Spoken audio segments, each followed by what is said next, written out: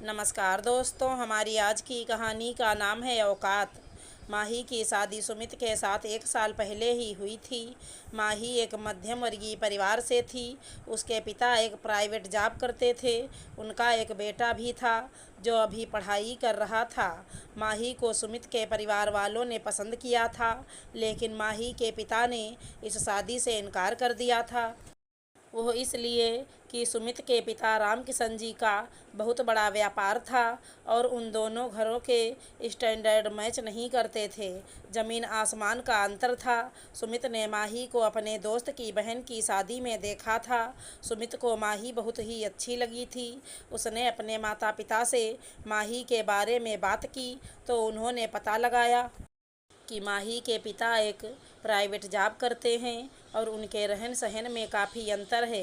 लेकिन सुमित ने कहा कि अपने पास किसी भी चीज़ की कोई कमी नहीं है, हमें कुछ भी नहीं चाहिए। सुमित की माँ ने भी मना कर दिया था कि कुछ भी ना लें, तो भी उन लोगों को हमारे हिसाब से कुछ तो करना ही पड़ेगा।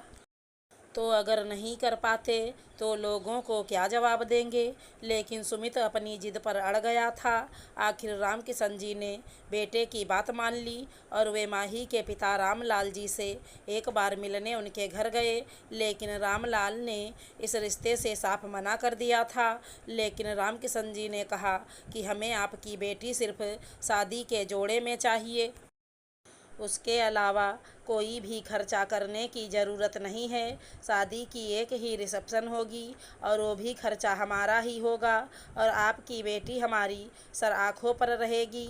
आपको कभी भी हम लोगों से कोई भी शिकायत नहीं होगी। शादी तय हो गई थी, लेकिन सुमित की माँ और बहन को इस रिश्ते को लेकर कोई खुशी नहीं थी। फिर भी शादी तो हो ही गई। नए घर में अब उसे बहुत कुछ अलग लग रहा था, लेकिन धीरे धीरे सब ठीक होने लगा। सास के तानों के साथ नाश्ता होता, कभी खाने को लेकर, कभी पहनने को लेकर, दिन में 10 बार स्टैंडर्ड को लेकर फ़र्क सुनाया जाता था। जब कभी ननद घर पर आती तो फिर माही के कपड़ों को लेकर भाषण सुनना पड़ता। अगर माही ने मायके का दिया हुआ कुछ पहना हो तो दोनों माँ बेटी नाक चढ़ा कर देखती, और अगर ससुराल वालों का दिया हुआ पहना हो तो यही कहती कि कपड़ों से ही इंसान के खानदान की पहचान होती है। वो सुमित से इस बारे में कोई भी बात नहीं करती, खुद को कमरे में बंद करके रो लेती और मुंह धोकर आ जाती। आज 1 साल के बाद रिश्तेदारी में एक शादी में जाने का प्रोग्राम था, तो सुमित ने माही से कहा कि माँ और बहन नीतू के साथ जाकर अपने लिए एक नए डिजाइनर की भारी साड़ी लेकर आओ, और हाँ, पैसों की परवाह मत करना, शादी में बस तुम ही नज़र आनी चाहिए।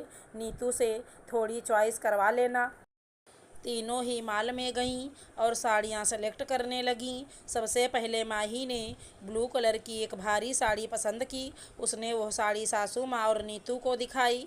उन दोनों को वह साड़ी बहुत अच्छी तो लगी, और दाम देखा तो 8,000 रुपये। तो सासू माँ ने वहीं पर टोक दिया कि क्या कभी पहले इतनी कीमती साड़ी देखी है या पहनी है।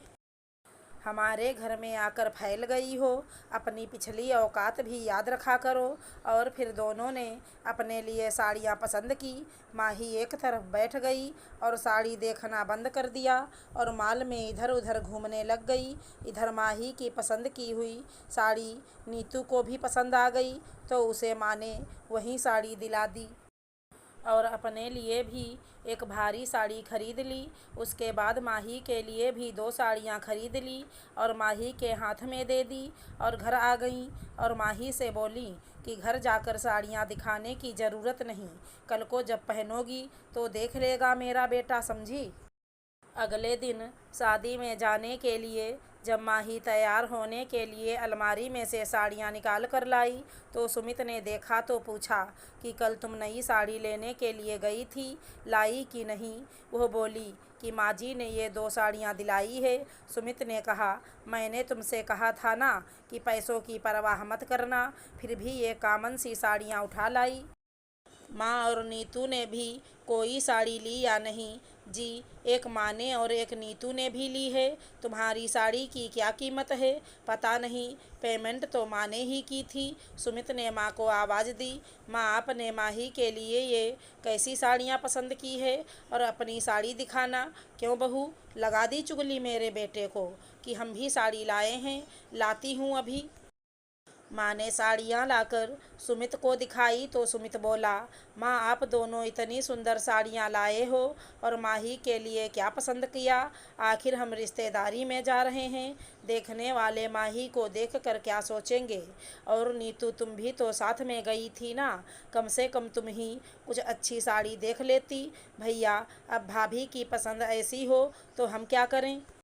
क्यों माही, नीतू की साड़ी जैसी कोई साड़ी तुम्हें पसंद नहीं आई? मुझे तो यही साड़ी पसंद आई थी, पर मुझे मेरी औकात भी तो याद रखनी थी। अब खर्चा करने से पहले मुझे बहुत कुछ और भी सोचना पड़ता है। तुमसे कहा था कि तुम पैसों की परवाह मत करना, बस ऐसी साड़ी लाना कि जो भी तुम्हें देखे तो देखता ही रह जाए। और माँ, क्यों करती हो आप माही के साथ ऐसी बातें कि उसे खर्चा करने से पहले 10 बार सोचना पड़े? बेटा, मैं कहाँ इसे कुछ कहती हूँ, जो भी करना चाहे करे। अब सारा भांडा मुझ पर फोड़ दो। कहा था तुम्हें कि सोच समझ कर शादी करो और तुम।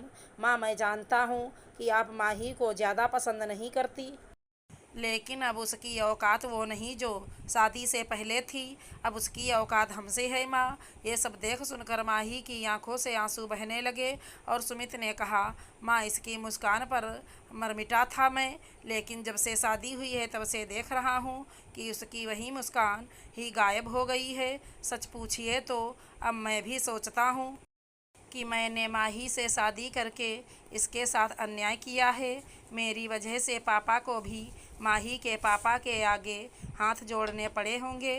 पापा ने वादा भी किया होगा कि उनकी बेटी को हम पलकों पर बिठा कर रखेंगे, लेकिन माँ, हर समय हम उसे याद दिलाते रहे कि उसकी और हमारी औकात में कितना फ़र्क है और उस पर हर समय बस एहसान करते रहें।